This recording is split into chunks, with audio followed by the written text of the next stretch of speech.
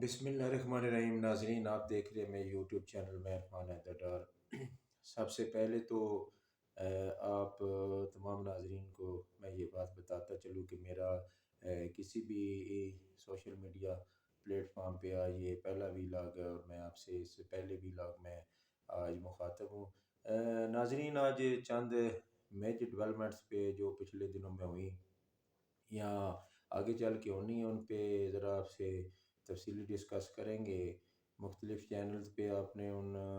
Developments کے بارے میں تجزیے تبصرے سنے، مختلف چینلز پہ مختلف صحافیوں کے اپنے اپنے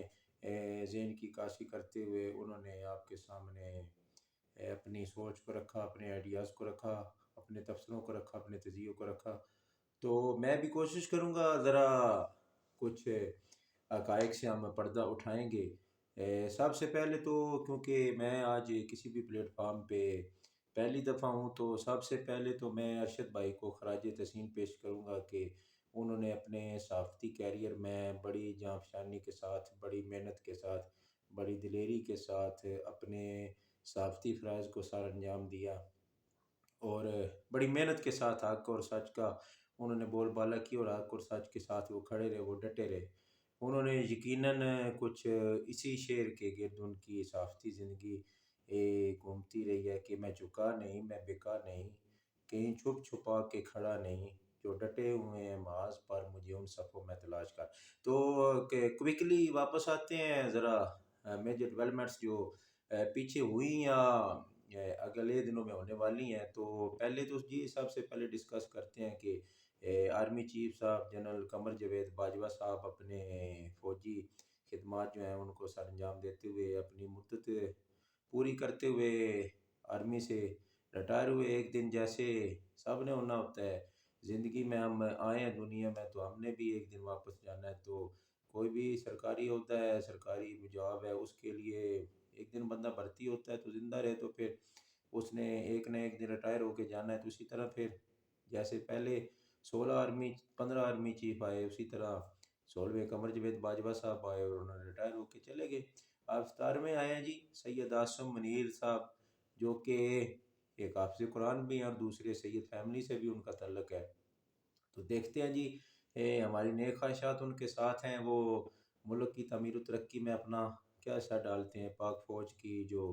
عزت و وقار تکریم ہے پاکستانی عوام میں اور پوری دنیا میں، تو دیکھتے ہیں جی وہ کیسے لے کے چلتے ہیں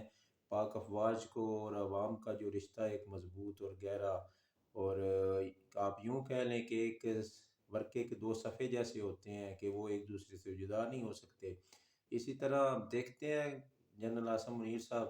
اب عوام کو اور پاک افواج کو کیسے لے کے چلتے ہیں، اس ملک کی کیسے خدمت کرتے ہیں، اس ملک کی آبیاری کرتے ہیں۔ دیکھتے ہیں جی ایک تو پی ٹی ایم نے پچھلے دنوں میں جی بڑا ذرا ایک شور ڈالا کہ آرمی چیف صاحب کی جو اپائنٹمنٹ ہے، جو ان کی تقرری ہے، اس کو عمران خان صاحب متنازع بنانا چاہتے ہیں، لیکن ان کے اس بیانیے کو بھی عوام نے جی رد کر دیا۔ سوشل میڈیا پہ آپ نے دیکھا ہوگا جتنی بھی پوسٹیں ہوتی رہیں، جتنے بھی تجزیے آتے رہے، عوام نے اپنے انداز میں، صحافیوں نے اپنے انداز میں اس کو ڈسکس کیا۔ اور دوسرا پھر آتے ہیں جی خان صاحب نے ایک لانگ مارچ شروع کیا تھا جی لاہور سے زمان پارک سے، جو زمان پارک سے ہوتا ہوا جب وزیر آباد کے مقام پہ پہنچا تو ان کو شدید گولیاں لگی، ان پہ ایک شدید قاتلانہ حملہ ہوا۔ اس کی ابھی یہ انکوائری چل رہی ہے، جے آئی ٹی بنائی ہوئی ہے پنجاب گورنمنٹ نے، اس پہ بھی تحقیقات مزید ہو رہی ہیں، اور فردر جو آگے ہوں گی وہ میڈیا چینلز پہ آپ کو اور سوشل میڈیا کے ذریعے آپ کو پتہ چلتا رہے گا۔ تو خان صاحب نے وہ وزیر آباد میں کچھ دن سٹے کیا اس لانگ مارچ نے، اس کے بعد جناب یہ لانگ مارچ پھر نائب چیئرمین شاہ محمود قریشی صاحب کی قیادت میں یہ لانگ مارچ ادھر سے چلا، اور مختلف جگہوں پہ یہ سٹے کرتا ہوا یہ 25 تاریخ کو آئی تھنک راول پنڈی میں پہنچا، اور 26 تاریخ کو پھر عمران خان صاحب نے پورے ملک سے کال دی تو قافلے پھر پورے ملک سے راول پنڈی میں بھی چلے، اس لانگ مارچ کو انہوں نے جوائن کیا، اور رحمان آباد کے مقام پر انتظامیہ کے ساتھ ان کی ڈسکشن ہوئی، تو اس کے مطابق پھر انتظامیہ اور پی ٹی آئی میں یہ باقاعدہ معاہدے کے تحت رحمان آباد میں ایک سٹیج بنا، جہاں پہ عمران خان صاحب نے اپنی بہت ہی کیا آپ کہتے ہیں کہ جارحانہ بیٹنگ آپ نے کی۔ جارحانہ تقریر میں انہوں نے پی ڈی ایم کو ایک سرپرائز دیا، جو وہ کہہ رہے تھے کہ میں 26 کو سرپرائز دوں گا، انہوں نے باقی سرپرائز دیا، اور انہوں نے کے پی اسمبلی، پنجاب اسمبلی اور جتنی بھی اسمبلیوں سے پی ٹی آئی موجود ہے اسمبلیوں میں، انہوں نے وہاں سے ریزائن کرنے، پنجاب اور کے پی اسمبلی کو تحلیل کرنے کا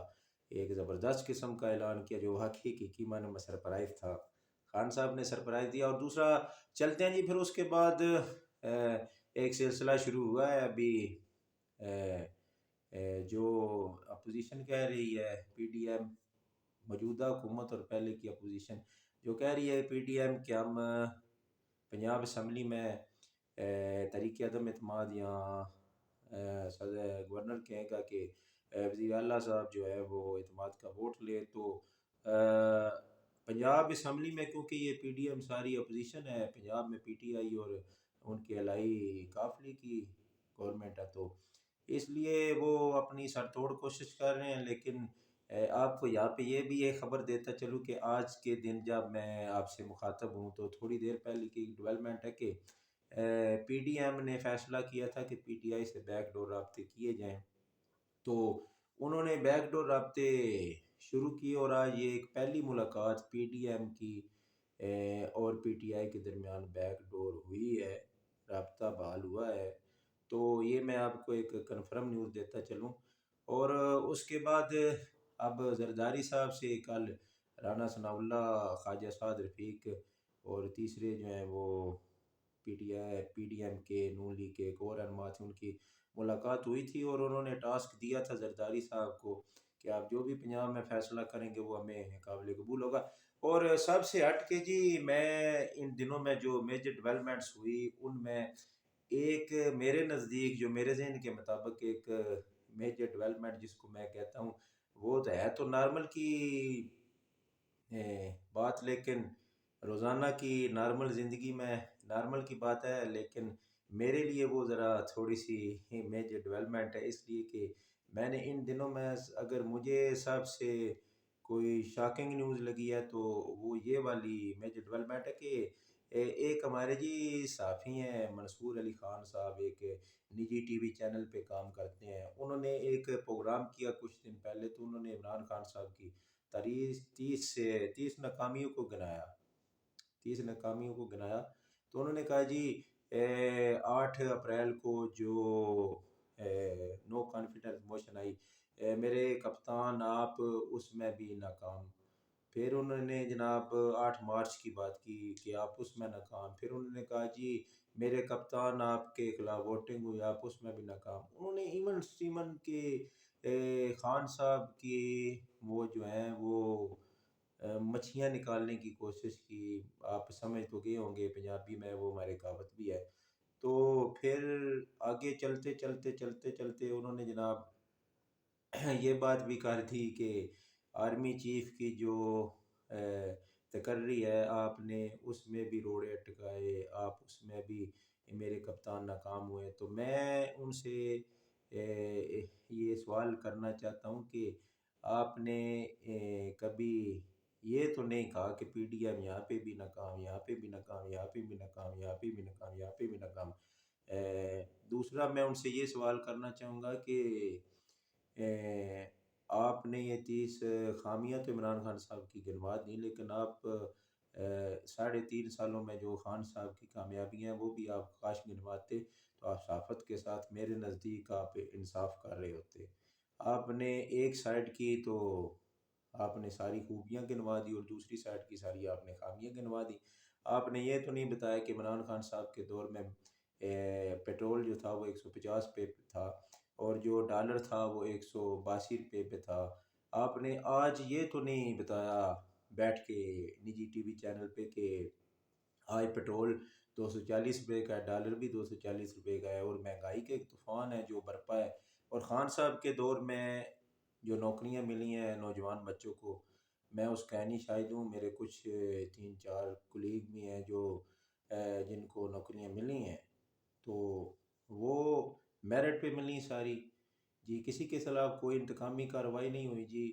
تو دوسرا، منصور علی خان صاحب آپ نے یہ نہیں بتایا کہ آپ کو کتنے پیسے ملے، کدھر سے ملے، آپ جو عمران خان صاحب پہ تنقید کر رہے ہیں، اور اس لفافے میں کتنے پیسے تھے جو آپ کو ملے اور آپ نے وصول کے۔ بارہ ناظرین، آپ سے ملاقات ہوتی رہے گی، اور آپ مجھے دعا میں یاد رکھیے گا، اپنا خیال، ڈھیر سارا خیال رکھیے گا، اور اپنے اس چینل کا بھی آپ سے انشاءاللہ ہر روز ایک خوبصورت سی وی لاگ میں ملاقات ہوتی رہے گی۔ تب تک کے لیے آپ اجازت دیجیے، عرفان ڈار۔